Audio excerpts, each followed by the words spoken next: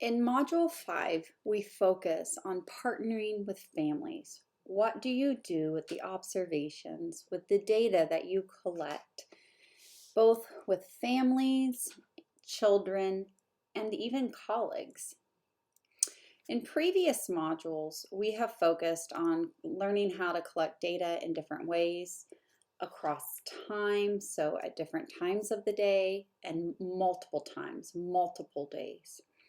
We've talked about the value of the ordinary moments. So on page 228 of the supplemental chapter in Module 5, the concept is presented that as teachers, sometimes we might look to collect data in a specific special moment or activity. So a counting game or center that we might use to collect data on math. But the point made in the chapter is look for the learning and for what you can learn about a child in those just ordinary moments. You know, at lunchtime or snack time, the conversations, the activities, when they're playing with their friends, and you're not even involved in the activity. What can you learn? What can you see that tells you about what that child knows and the challenges that you could present to that child? And also make sure that you use data to answer questions. Don't jump to conclusions. Use that data, collect the facts first. And lastly, why? Use the data to help answer why about a child. Solve the mysteries with that data. And that has been the focus of our previous modules. In this module, we are addressing two course objectives. One, to learn to effectively communicate observation information in both written and oral form, and also to collaborate effectively with parents, guardians to plan and implement a developmentally appropriate family guidance process. What does that mean, though, when we look at our readings in Module 5? Directly quoting our reading in the supplemental chapter on page 231, partnerships develop over time and most effectively occur when there is mutual respect and a specific mutual focus. Lucky for us, in education, there is always a specific mutual focus, and that is the child. That is the student. That the student and child can learn the most possible, develop positively, promoting that child's success. And so when that is our center focus, we then have the opportunity to allow and to build that mutual respect.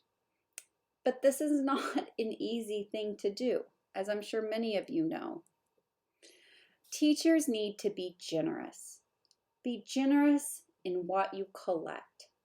Collect a lot of facts, examples, information, not just to show what a child doesn't know, but to celebrate and show what the child does know and can do.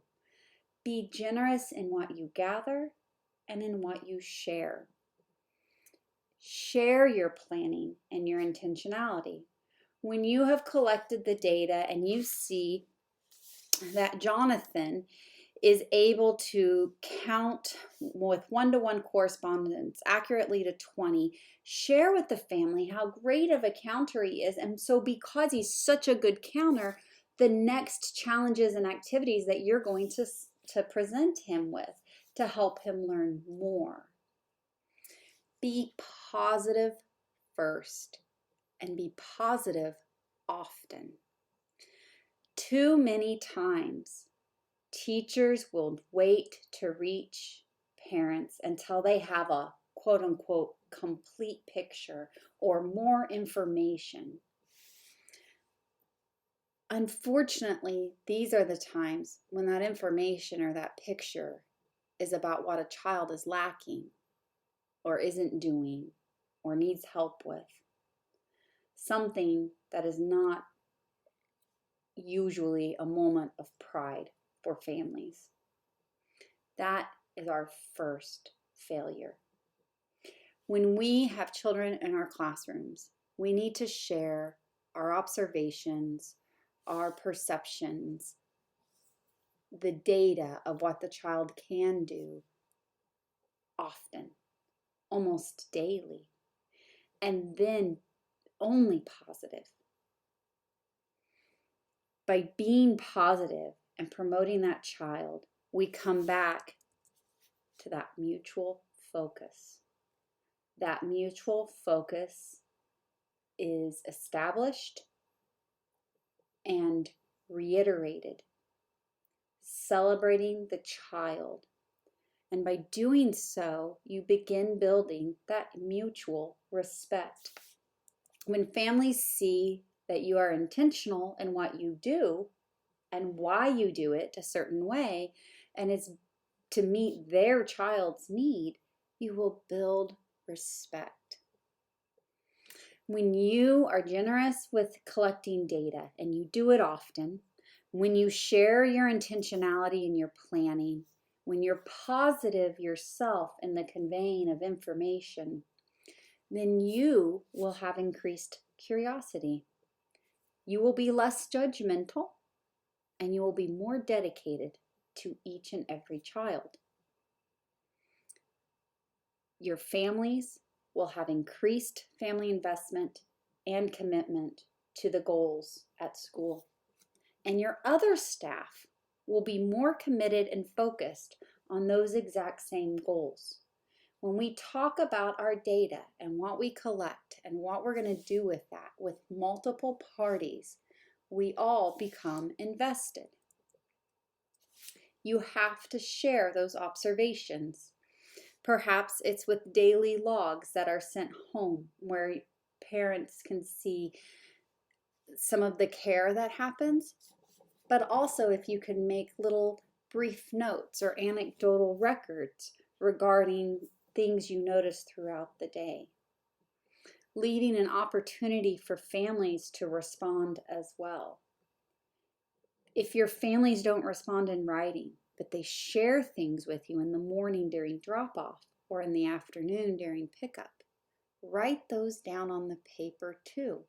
The family's communicating to you. And when you take time to take notes of those communications on the same logs that you're communicating with the family, you're doing multiple things. Number one, you're reiterating that their voice is important, that they are being heard.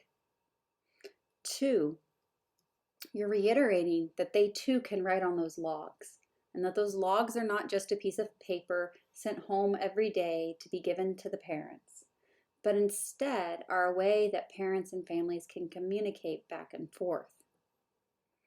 You also need to share with pictures. We are so lucky with digital photography on our phones that we have the ability to take pictures and text them and email them at one time a day, certain times in the day, or multiple times throughout the day, whatever is appropriate for us in our setting. We have the benefit of texting families, of making notes on children's work, or notes and leaving them in the cubbies on Post-its. Little notes here and there, positive messages. With the child, this might look like one-on-one conversations. If you pull open the chapter from Module 5, you'll see some pictures here of the teachers, of adults looking with children. It's a conversation. It's showing a child on the computer that here, this is the information. This is how many letters you know now. This is how many letters you knew 2 months ago. Look at how you've grown. How many do you think you can know by next month? Our children are part of the conversation as well, and we can engage them in understanding and learning how to talk about learning, how to talk about setting goals. In a very simple, concrete way, we can help them invest in their own success. In this module, you will have several assignments focused on partnering with families. Be sure you use the examples here from class, from this supplemental chapter, as well as the readings in our textbook.